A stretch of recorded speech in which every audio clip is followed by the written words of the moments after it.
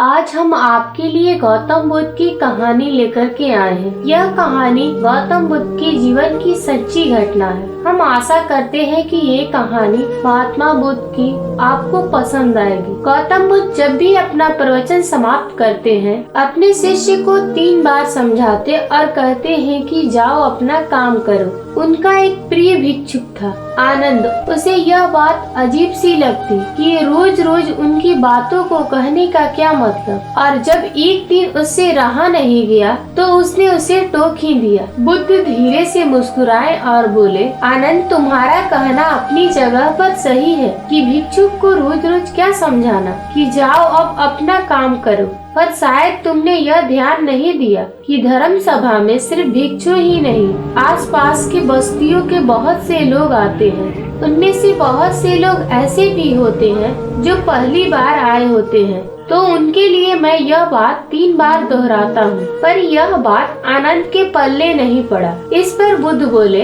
आनंद, आज की सभा में जितने लोग बैठे थे उनमें सन्यासी तो बहुत सारे थे, पर एक चोर और एक वेश्या भी थी।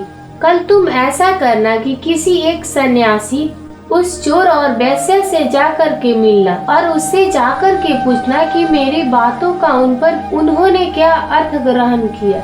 यह सुनकर आनंद और आश्चर्यचकित हुआ कि इतने लोगों के भीड़ में बुद्ध ने चोर और वेश्या को एक नजर में कैसे पहचाना, और भला मैं कैसे जानूंगी कि वह चोर और वेश्या कहाँ रहते हैं। बुद्ध उसके मन की बातें समझ गए। उन्होंने आनंद को चोर और वेश्या के बारे में बताया और जाकर के आराम करने को कहा। आनंद ने जैसे तैसे उत्सुकता में वह रात काटी और अगले दिन सुबह सुबह तहकीकात के लिए निकल पड़ा। सबसे पहले वह एक सन्यासी के पास पहुंचा जो बुद्ध की धर्म सभा में नियमित रूप से आता था। आनंद ने उससे पूछा, रात्रि सभा में बुद्ध ने जो आखिरकार वचन कहे कि अब जाकर के अपना अपना काम करो, आपने उससे क्या सीखा? इस पर वह भिक्षु बोला, इसमें सीखने वाला क्या बात है। भिक्षुक का नित्य कर्म है शाम को ध्यान, अल्प भोजन और विश्राम। मैंने कल भी वही किया। आनंद को पता था कि भिक्षुक से उसे यही उत्तर प्राप्त होगा, अतः वह मुस्कुराया और चोर की घर की ओर चल पड़ा। पूछते पूछते वह चोर के घर पहुंचा। चोर उस समय सो रहा था। उससे उसके घर वालों ने जगाया और बताया कि भिक्षुक आनंद उससे मिलने आए हैं। यह सुनकर चोर चौंक उठा और हाथ जोड़कर आनंद के सामने हाजिर हो गया। आनंद ने अपना सवाल दोहरा दिया। रात्रि सभा में बुद्ध ने जो आखिरी वचन कहे कि अब जाओ अपना काम करो, आपने उसे क्या सीखा? चोर विनम्र शब्द में बोला, भिक्षु, बुद्ध तो अंतर्यामी है, इसलिए आपसे क्या छिपाना। मैं कल रात पहली बार बुद्ध की धर्म सभा में गया और उनके प्रवचन सुने। मेरा तो जीवन ही सफल हो गया।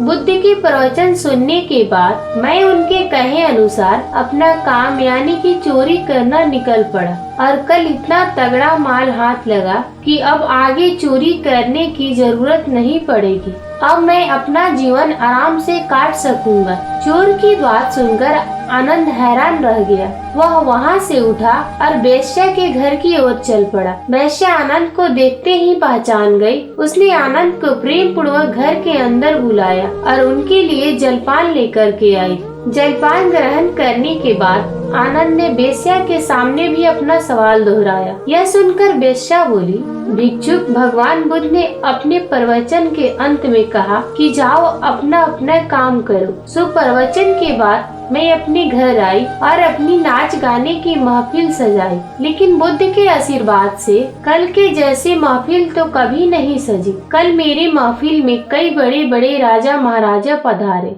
उन लोगों ने प्रसन्न होकर इतना धन मुझे दिया कि अब मुझे धन के लिए ये कर्म करने की आवश्यकता ही नहीं पड़ेगी।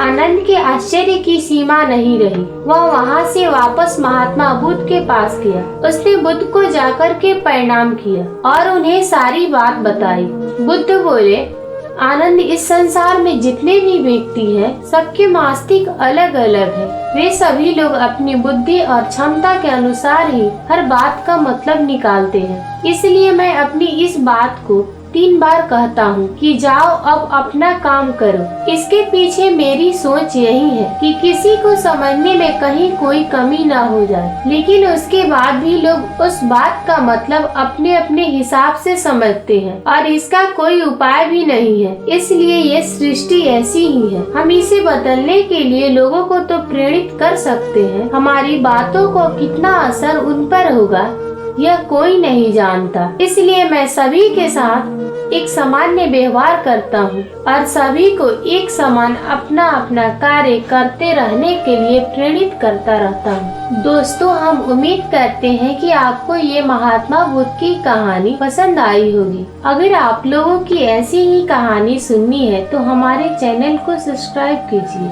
और ये कहानी आपको कैसी लगी कृपया अपना विचार हमें कमेंट करके जरूर बताएं।